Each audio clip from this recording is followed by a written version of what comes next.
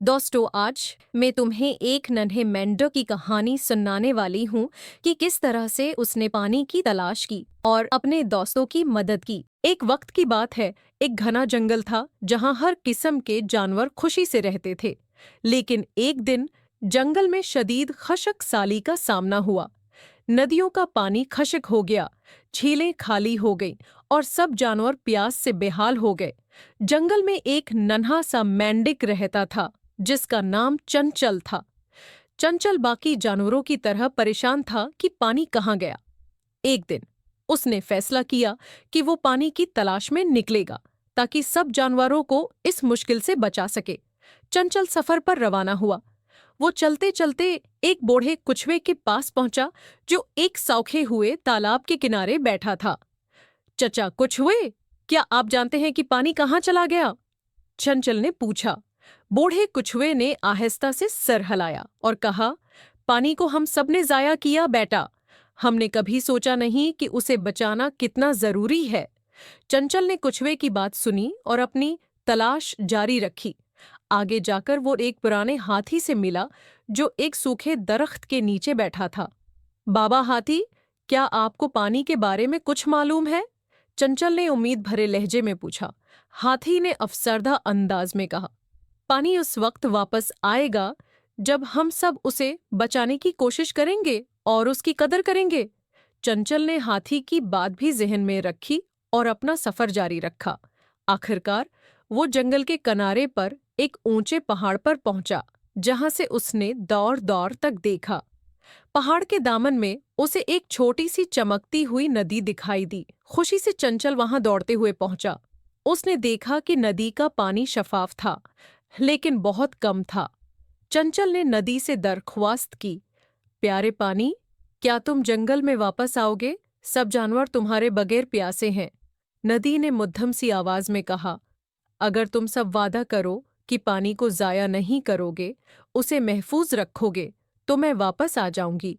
चंचल ने फौरन नदी से वादा किया और जंगल वापस आकर सब जानवरों को नदी की बात बताई। सबने मिलकर पानी को महफूज रखने और उसे जाये न करने का अहद किया। आहिस्ता आहिस्ता नदी का पानी फिर से जंगल में बहने लगा। तालाब फिर से भर गए, जानवरों की प्यास बुझ गई और जंगल में खुशहाली लौट आई। इस दिन के बाद सब जानवर पानी की कदर करने लगे और जंगल में कभी दोबारा खशकसाली नहीं आई। सब पानी की अहमियत को समझना और उसे ज़ाय न करना बहुत ज़रूरी है। अगर हम कुदरती वसाइल की कदर करें तो ये हमें हमेशा खुशी और सुकून देंगे। तो कैसी लगी आज की कहानी कमेंट करके ज़रूर बताइएगा और सब्सक्राइब करना मत भूलिएगा। नन्हे दोस्तों, आज मैं तुम्हें एक उदास मोर की कहानी सुनाने वाली हूँ। एक घने जंगल में राजू नाम का एक सुंदर मोर रहता था। हालांकि उसके पंखों पर नीले और हरे रंग की चमकदार धारियां थीं, लेकिन राजू हमेशा यह महसूस करता था कि उसके पंखों में कुछ कमी है। वह हमेशा रेनबो के 7 रंगों की खूबसूरती को देखकर हैरान रह जाता था और उसकी इच्छा थी कि काश उसके पंखों में भी ये सारे रंग होते। एक दिन राजू ने फैसला किया कि वह रेनबो के रंगों को अपने पंखों में शामिल करेगा। उसने अपनी माँ से कहा, माँ, मैं रेनबो के रंगों को खोजने जा रहा हूँ। उसकी माँ ने उसे प्यार से देखते हुए कहा, बेटे, याद रखना, सच्ची खूबसूरती दिल में होती है, पंखों में नहीं। लेकिन राजू ने इस बात को नजरअंदाज कर दिया और अपने मिशन पर निकल पड़ा। राजू ने यात्रा की शुरुआत की और जंगल के विभिन्न हिस्सों में गया। वह एक रंगीन तितली के पास गया और उससे कहा, तितली बहन, क्या तुम मुझे अपने पंखों का कुछ रंग दे सकती हो? तितली ने मुस्कुराकर कहा, राजू, मेरे रंग मेरे पंखों में है, लेकिन तुम्हारी खूबसूरती तुम्हारे अपने पंखों में है। पर राजू ने उसकी बात नहीं मानी और आगे बढ़ता गया। फिर वह एक रंग बिरंगे फूल के पास गया और उससे कहा, फूल भाई, क्या तुम अपने रंग मुझे दे सकते हो? फूल ने जवाब दिया, राजू, मैं तुम्हें रंग नहीं दे सकता, लेकिन याद रखो, हर चीज का अपना एक अनोखा सौंदर्य होता है। राजू मायूस होता गया, लेकिन उसने हिम्मत नहीं हारी। आखिरकार एक दिन वह एक पहाड़ी के ऊपर चढ़ा, जहां से उसे रेनबो नजर आया। रेनबो के सभी रंग आसमान में बिखरे हुए थे और राजू ने सोचा कि अब वह इन रंगों को अपने पंखों में शामिल कर सकता है। लेकिन जैसे ही राजू ने रेनबो को छूने की कोशिश की, वह गायब हो गया। राजू हैरान रह गया और उसे समझ नहीं आया कि ये क्या हुआ। उसी समय एक जादुई आवाज गूंजी, राजू, रेनबो के रंग हमेशा आसमान में रहते हैं। तुम्हारी सच्ची खूबसूरती तुम्हारे भीतर है, न कि उन रंगों में जो तुम्हारे पास नहीं है। राजू को इस बात का एहसास हुआ कि उसने अपनी असली खूबसूरती को नजरअंदाज किया था। वह वापस जंगल में आया और अपने पंखों के नीले और हरे रंग की चमक को देखकर खुश हुआ। उसे समझ आ गया कि असली सौंदर्य दिल की खूबसूरती में है और वह हमेशा के लिए खुश रहने लगा। सबक: कहानी हमें सिखाती है कि सच्ची खूबसूरती बाहरी चीजों में नहीं, बल्कि दिल की आंतरिक खूबसूरती में होती है।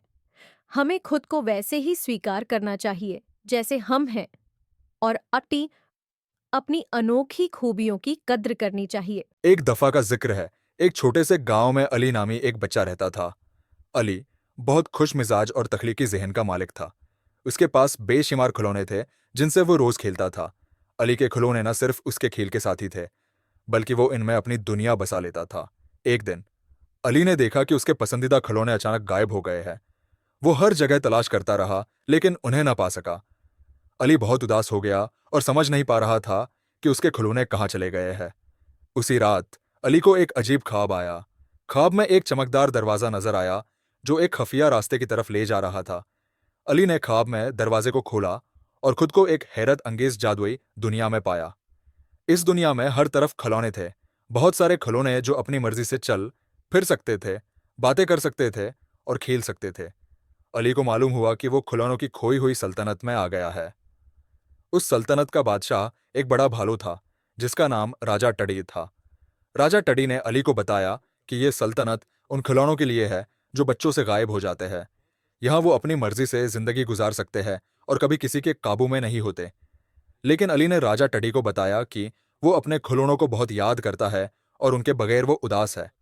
राजा टडी ने अली की बात गौर से सुनी और कहा, अगर तुम अपने खिलौनों को वापस ले जाना चाहते हो तो तुम्हें एक चैलेंज मुकम्मल करना होगा।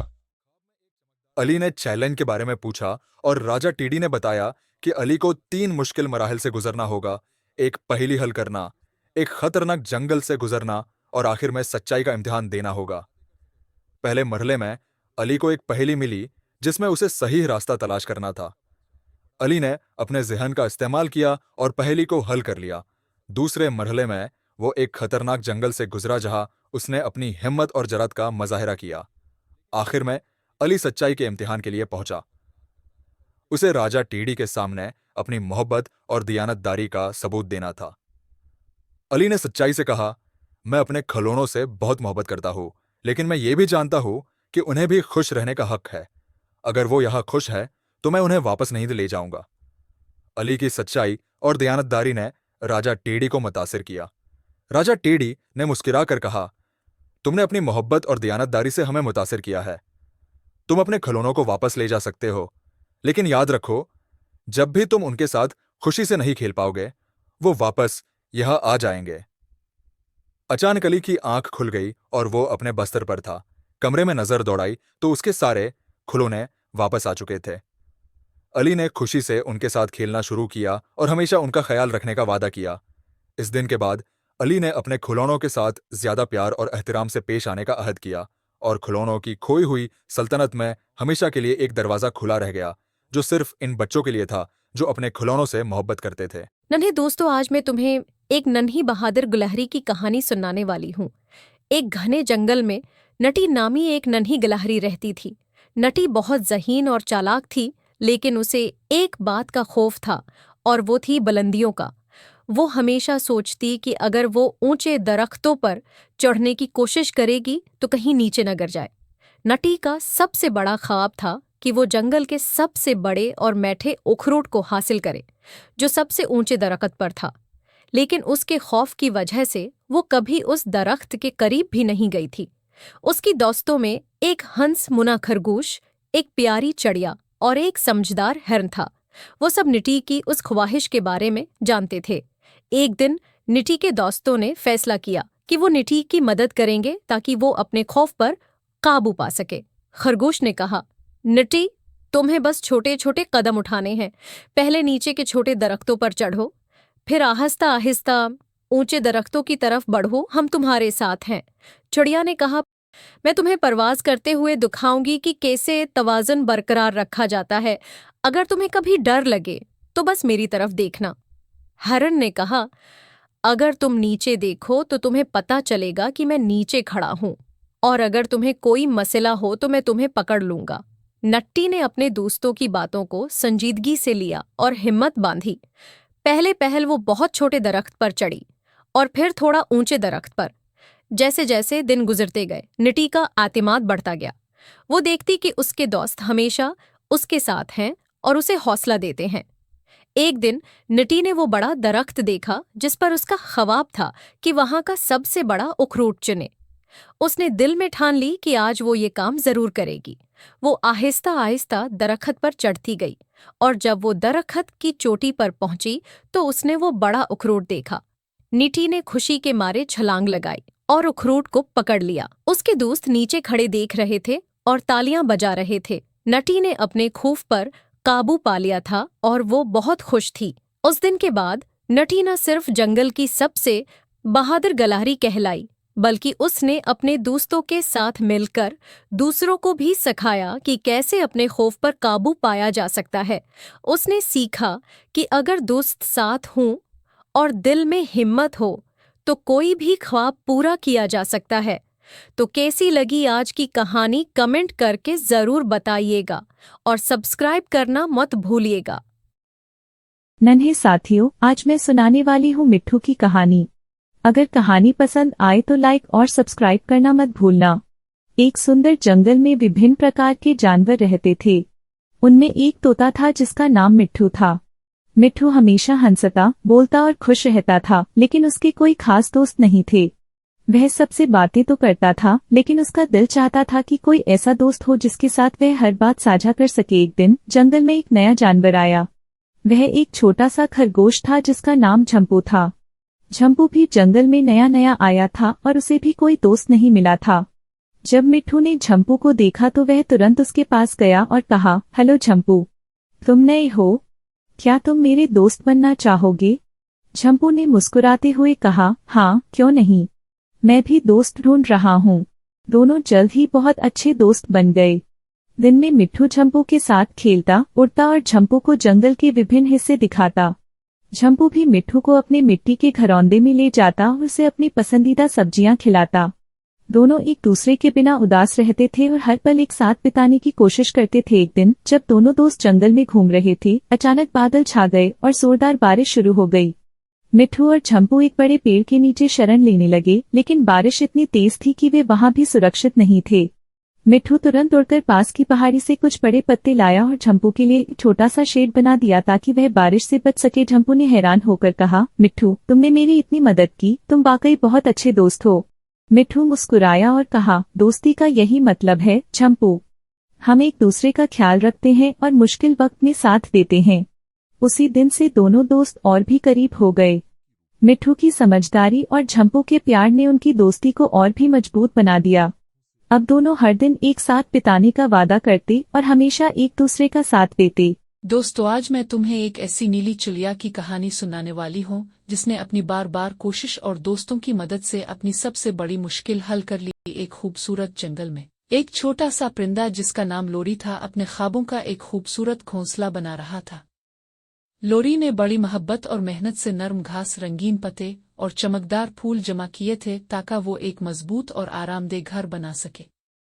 लेकिन एक दिन जब लोरी का घोंसला मुकम्मल होने के करीब था, अचानक बरसात शुरू हो गई।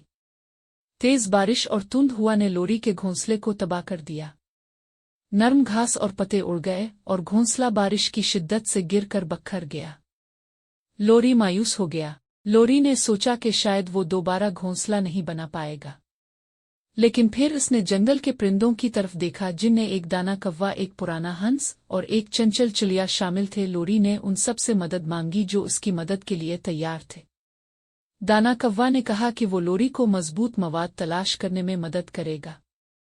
हंस ने लोरी को बताया कि वो बेहतरीन तकनीक सीखने में मदद करेगा ताकि घोंसला ज्यादा मजबूत हो। चंचल चिड़िया ने वादा किया कि वो मोहब्बत और हौसला अफजाई फराहम करेगी ताकि लोरी की मेहनत को दोबारा शुरू किया जा सके। सब ने मिलकर काम किया। कौवा ने मजबूत पत्ते और चमकदार मवाद जमा किया जो बारिश के खिलाफ मुजाहिम था। हंस ने लोरी को मवाद सही तरीके से बांधने की तकनीक सिखाई। चिड़िया ने हर दिन लोरी को हौसला दिया और उसकी मदद की। कुछ दिनों की मुश्तरका मेहनत के बाद लोरी ने अपना घोंसला दोबारा बनाना शुरू किया। इस बार घोंसला ज्यादा मजबूत और बारिश के लिए तैयार था।